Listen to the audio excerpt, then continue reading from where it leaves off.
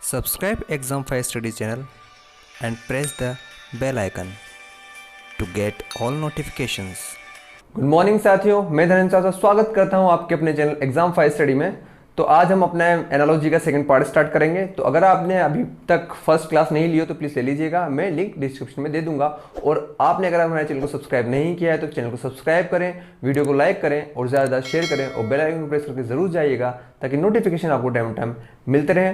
तो आपका वक्त बर्बाद ना करते हुए चलते हैं हम अपनी क्लास की तरफ। तो देखिए, आज की क्वेश्चन आपके बहुत ज़्यादा इंपॉर्टेंट है। ये क्वेश्चन आपको हर फील्ड से रिलेट करेंगे और ये बहुत जरूरी है, तो ध्यान दीजिएगा इन क्वेश्चंस पे। कई सारे क्वेश्चन है जो आपको आएंगे भी नहीं।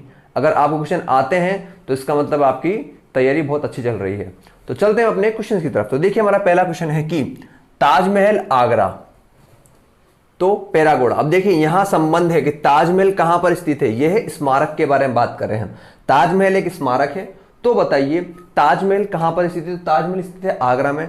तो पेरागोड़ा भी एक स्मारक है और ये कहां स्थित है वो हमें बताना है। तो देखिए, जब पेरागोड़ा एक स्मारक है तो कहां स्थित है, सोच के बताइए अगर आपको आता है तो। चलिए क्वेश्चन का आंसर देखते हैं। पेरागोड़ा है रंगून में, ठीक है। कहां पर है? रंगून। आप सभी को पता होगा रंगून क्या है, तो रंगून में है पेरागोड़ा। पहला क्वेश्चन ये है हमारा, आपको आ गया होगा तो बहुत अच्छी बात है। चलते हैं हम अपने अगले क्वेश्चन की तरफ। तो देखिए, हमारा अगला क्वेश्चन है सिडनी ऑस्ट्रेलिया। अब देखिए, यहां पर वही बताया गया कि सिडनी ऑस्ट्रेलिया में क्या रिलेशन है वो हम देखेंगे। वही पेंटागन का रिलेशन किसके साथ होता है वो हमें देखना है। तो देखिए आप कि ये भी क्या है, सिडनी है ऑस्ट्रेलिया, वहां पर भी एक स्मारक है सिडनी, ठीक है, जो कहां पर स्थित है, ऑस्ट्रेलिया में। तो बताइए पेंटागन कहां पर स्थित होगा। तो ये भी आपको ध्यान रखना है। मैंने एक ही टॉपिक के दो क्वेश्चंस ले लिया ताकि आपको समझ में आए और आपकी जीके थोड़ी स्ट्रांग हो जाए। तो पेंटागन कहां पर है बताइए आप, पेंटागन कहां पर होगा। तो कैसे फाइंड आउट करोगे, तो इसका होगा वॉशिंगटन, ठीक है, पेंटागन वॉशिंगटन, ठीक है। तो इसका आंसर ये हो जाएगा। आपको समझ में आ गया। इस तरह से आपको रिलेशन बताना। मैंने पहले ही कहा कि आपने जितने भी पढ़ा होगा, जितना भी आपको नॉलेज होगी, तो यहाँ आपकी सारी नॉलेज कम पड़ने वाली है। तो ये एक ऐसा टॉपिक है, तो इस टॉपिक को थोड़ा सीरियसली लीजिएगा। अगला है एमीटर विद्युत धारा। अब कि एमीटर से मापते हैं विद्युत धारा, तो बैरोमीटर से क्या मापा जाता है। तो यहाँ पे मापने वाली बात चल रही है, ठीक है। इस एमीटर का काम विद्युत धारा को मापना, तो बैरोमीटर से क्या मापा जाता है ये आप बताइएगा। तो देखिए, बैरोमीटर से मापा जाता है वायु दाब, ठीक है। क्या मापा जाता है बैरोमीटर से? वायु दाब, ठीक है। तो वायु दाब इस चीज से हम मापते हैं, तो इसका आंसर होगा वायु दाब। अगला देखते हैं थर्मामीटर, फ़ारेनहाइट, टाइपराइटर, ठीक है। तो देखिए, यहां पर क्या है, आविष्कारों के बारे में बात चल रही है। क्या बात चल रही है? आविष्कारक के बारे में बात चल रही है कि थर्मामीटर का आविष्कार किसने किया। तो थर्मामीटर का आविष्कार किया था फ़ारेनहाइट ने। समझ में आया आपको? ये याद होगा कि थर्मामीटर का आविष्कार किसने किया था। अब देखिए, टाइपराइटर के बारे में बात करें। टाइपराइटर बहुत ही कम एग्जाम्स में आपके आता है, लेकिन अगर आ गया तो आप क्या करेंगे वहां पे। तो टाइपराइटर का आविष्कार किसने किया था। तो देखिए, टाइपराइटर का आविष्कार किया था शॉल्ज ने, ठीक है। टाइपराइटर की क्या आएगा यहाँ पे, शॉल्ज ने टाइपराइटर का आविष्कार किया था। आपको समझ में आ गया। तो देखिए, रिलेशन अगर आपको समझ में आ जाएगा ना, तो आपको क्वेश्चन आंसर देने में दिक्कत नहीं होगी। लेकिन तब दिक्कत नहीं होगी जब आपको सारी नॉलेज होगी। अगर आपको कहीं से भी कहीं तक थोड़ी सी भी कम नॉलेज है तो आपके लिए प्रॉब्लम क्रिएट हो सकती है। एनीवेज, चलते हैं हम अपने अगले क्वेश्चन की तरफ। देखिए, अब यहाँ पर है मेघालय, शिलोंग, आंध्र प्रदेश। तो आपको पता है मेघालय की राजधानी कौन सी है। मेघालय की राजधानी है शिलोंग। तो आंध्र प्रदेश की क्या राजधानी। देखिए, अब यहाँ पे संबंध है राज्य व उनकी राजधानियों के मध्य।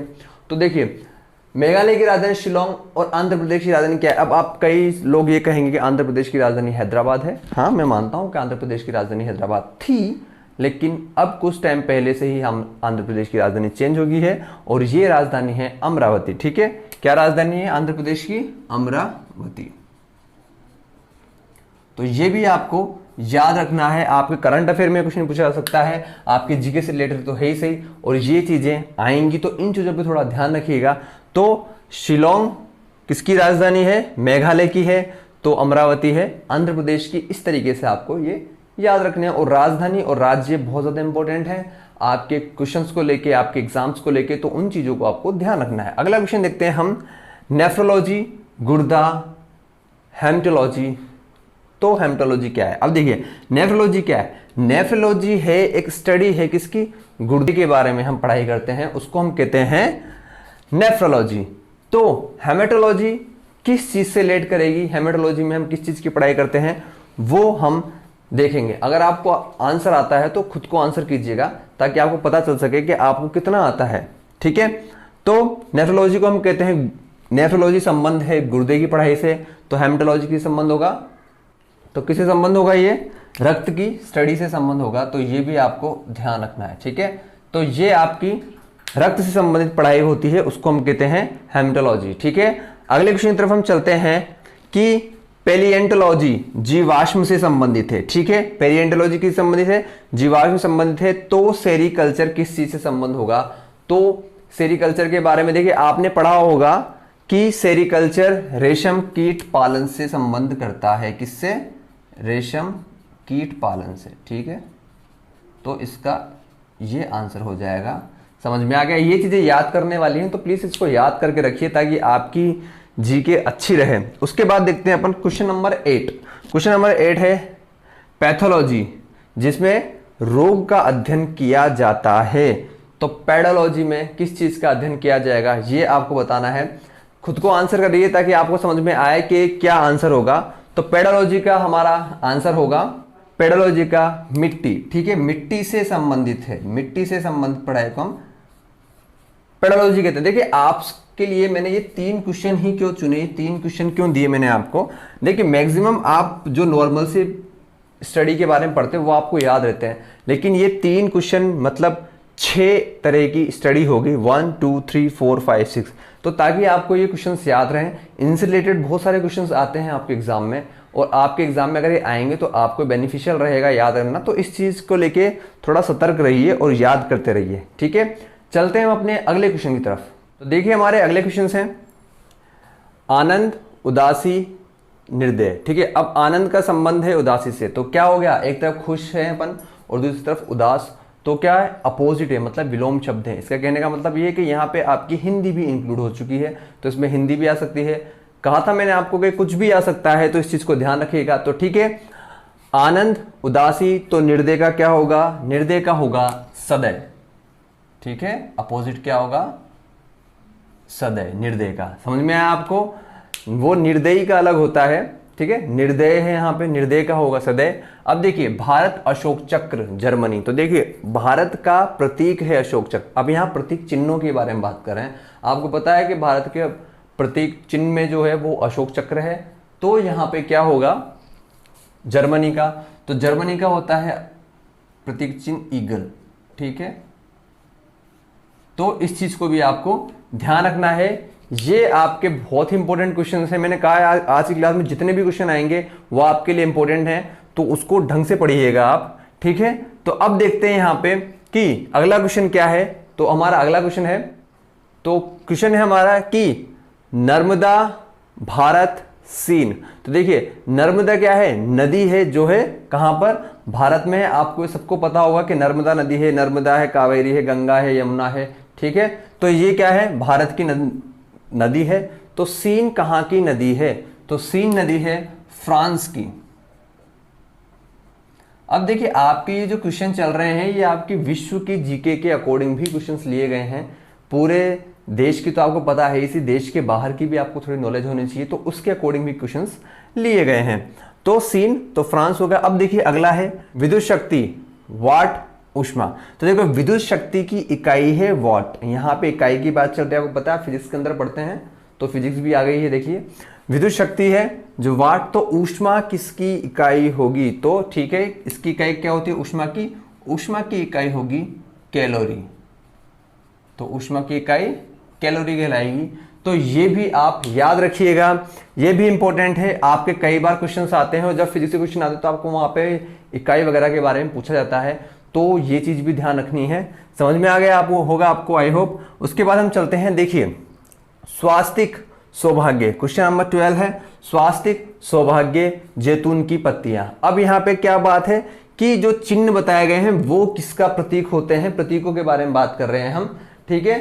तो जैसे होता है ना काला कलर शोक का प्रतीक होता है, उस तरीके से बात कर रहे हैं, ठीक है। तो देखिए स्वास्तिक का चिन्ह सौभाग्य का प्रतीक होता है। आपको पता है स्वास्तिक क्या होता है, जब भी हम कोई पूजा करते हैं तो सबसे पहले हम अपना स्वास्तिक का चिन्ह ही लगाते हैं, ठीक है। आपको पता है ना स्वास्तिक का चिन्ह किस टाइप का होता है, तो स्वास्तिक का चिन्ह इस टाइप का होता है, ठीक है।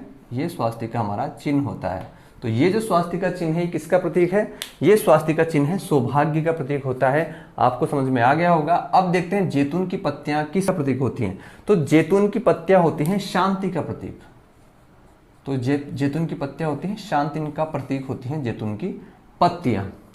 और शांति का प्रतीक और कुछ पूछा जाए तो शांति का प्रतीक होते हैं, देखिए सफेद कबूतर भी शांति का प्रतीक होते हैं, और सफेद रंग देखा जाए तो सफेद रंग भी शांति का प्रतीक कहलाता है। तो देखिए स्वास्तिक है सौभाग्य से रिलेट, तो जैतून की पत्तियां हैं शांति से रिलेट करती हैं, तो ये भी आपको याद रखना है। समझ में आया। चलते हैं हम अपने अगले क्वेश्चन की तरफ। अब देखिए यहाँ पे अगला क्वेश्चन जो है वो है पाकिस्तान, अफरीदी, उत्तरी अफ्रीका, ठीक है। तो देखिए यहाँ पर पाकिस्तान, अफरीदी, यहाँ पे अफरीदी के बारे में बात नहीं की जा रही, यहाँ पे एक जनजाति के बारे में बात की। पाकिस्तान में जितने भी लोग हैं जो बसाया गया है वो अफरीदी जनजाति के द्वारा बसाया गया है, ठीक है। जैसे हमारे भारत में कई सारी जनजातियों के द्वारा भारत बनाया गया है, लेकिन वहां पाकिस्तान में अफरीदी।